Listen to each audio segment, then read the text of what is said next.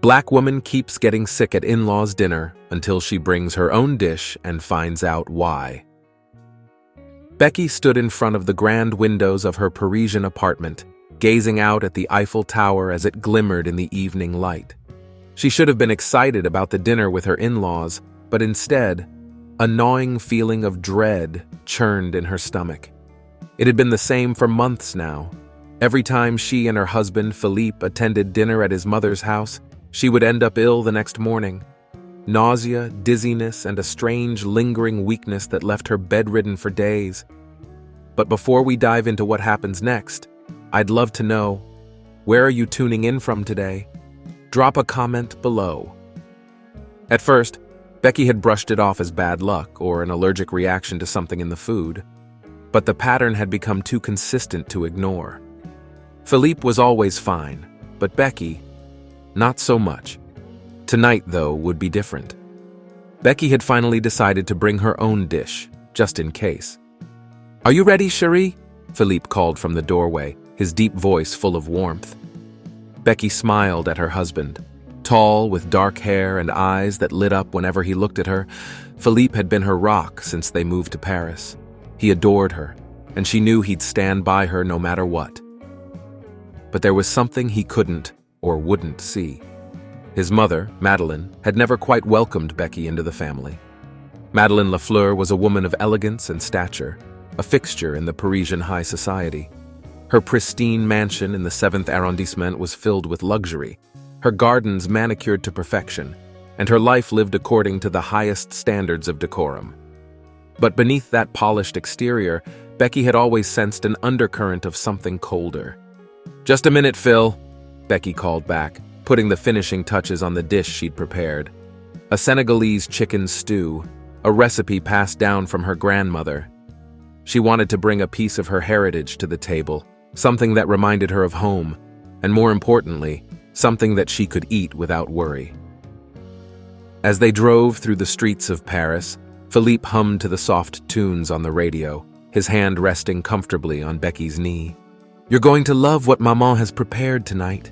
She mentioned something about a special dessert, too." Becky forced a smile, trying to push away the unease that bubbled inside her.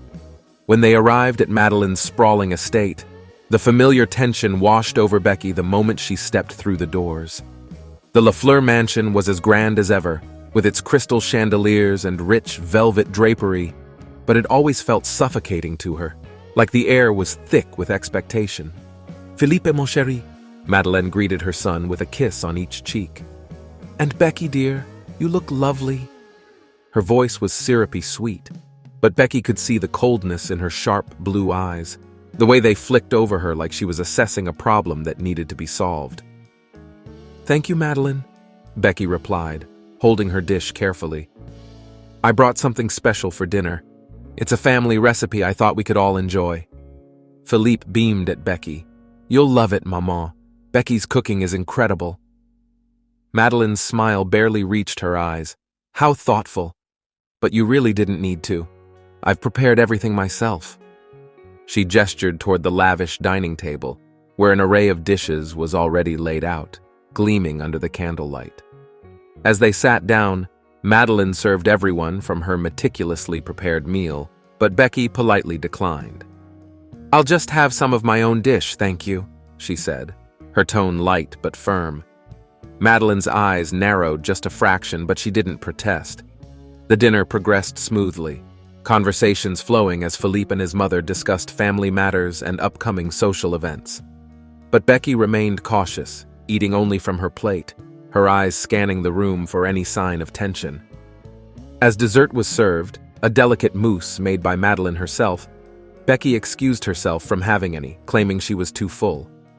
Philippe raised an eyebrow at her, but he didn't push. He was used to Becky's delicate stomach by now. Later that night, as Philippe and Becky left the mansion, Becky felt a strange sense of clarity, a calm she hadn't felt in months. For the first time after one of Madeleine's dinners, she wasn't sick. Maybe it was just bad luck before, Becky mused aloud as they walked through the cool Parisian night, arm in arm. But something still didn't sit right with her. The feeling that there was more to her illnesses than coincidence lingered. The next morning, Becky's curiosity got the better of her. She decided to take the leftovers of Madeline's food to a lab, pretending it was for dietary reasons. The results came back days later, and they hit Becky like a tidal wave.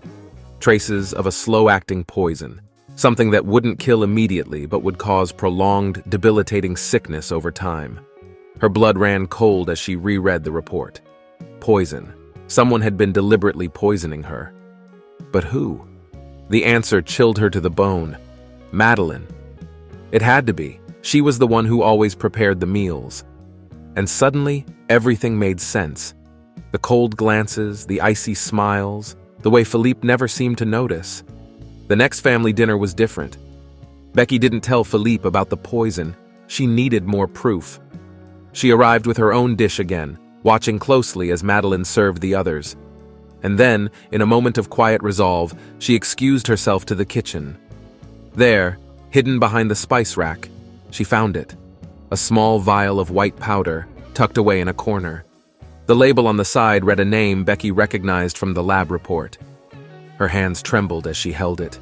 The truth finally revealed. Madeline had been slowly poisoning her, all while pretending to welcome her into the family. Becky confronted Madeline that night after dinner, pulling her aside into the study. "Why?"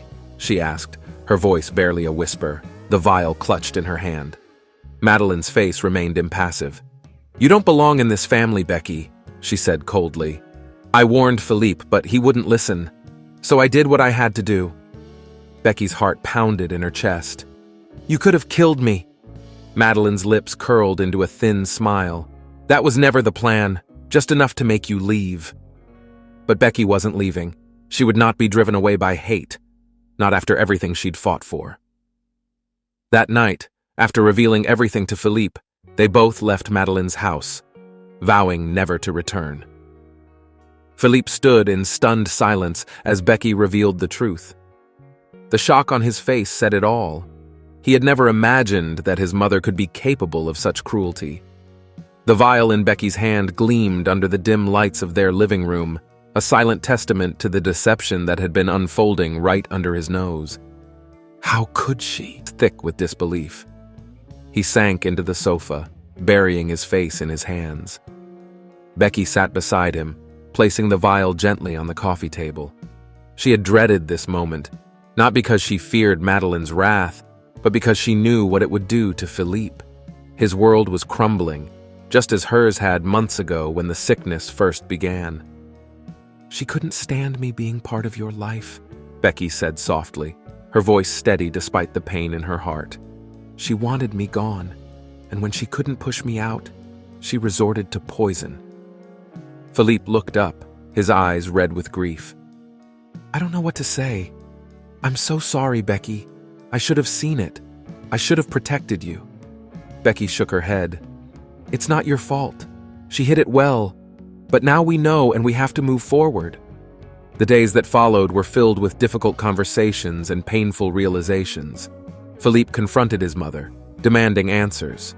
But Madeline, ever composed, never showed remorse.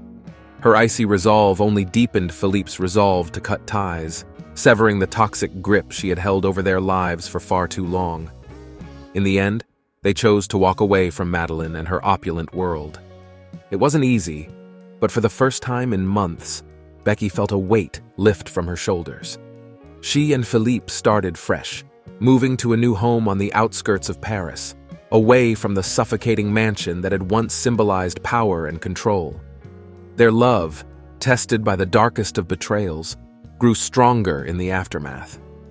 Becky's courage to uncover the truth had not only saved her, but had also freed Philippe from a life of silent manipulation.